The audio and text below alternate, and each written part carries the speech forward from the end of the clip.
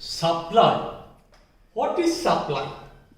Supply is a contract between the supplier and the recipient. And this supply is the soul of GST. Why soul?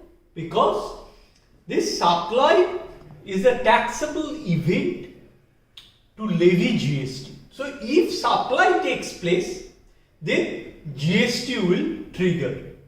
And this supply is between two persons. One is supplying, another is receiving.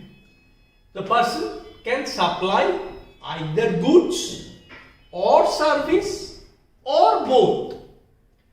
And in CGST Act, the supply is defined, not defined. Supply is basically inclusive definition in section 7.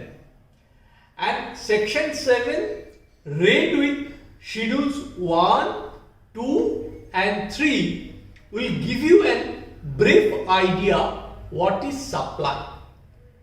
This is very much important. If you can understand what is supply, then 90% GST is over. Because main problem is to identifying the supply. So once you have identified the supply, you will be able to identify the supplier and the recipient. When supplier will supply to the recipient, then these are the following items you need to keep in your mind. First, what will be the value of supply? Because this is a contract. Na? For this contract, there is a consideration. Supplier will supply goods or service or both, and for that recipient will pay to the supplier. That is called the consideration, which is the value. And what is value under the CGST Act? That we need to read in specific provisions. And my GST liability depends on the value of supply and the applicable tax rate on these goods or services. Now, what is tax rate? Tax rate varies from goods and services. Again, in goods, there are various types of tax rates, be it 5%, 12%, 18%, 28%. So, that again depends upon the classification of the goods. And the classification of the goods is designed in HSN, Harmonized System Nomenclature. That is there. From there, we need to identify what will be the tax rate applicable on supply of these goods. Similarly, for service, there is a service accounting code. So, rate of GST on services will also depend upon the service accounting code. For some goods and services, there is also some exemption provided by way of notification.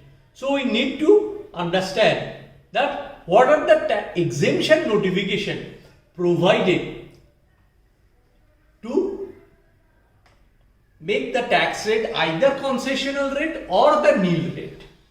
So after value of supply, we need to apply the tax rate. So value of supply multiplied by tax rate, we will get the GST liability.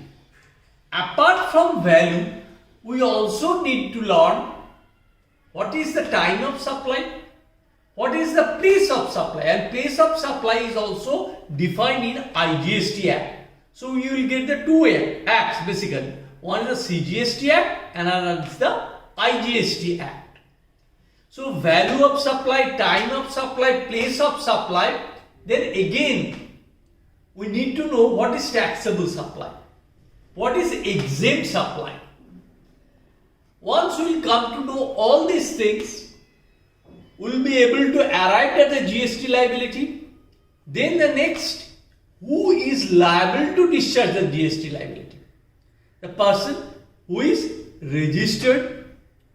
Now, who is eligible or who is liable to be registered under the GST? Now, this registration are basically two types. Either it will be the voluntary registration or it will be the mandatory registrations.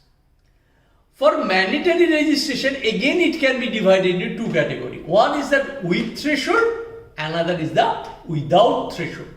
So in our GST course, we will learn each and every item.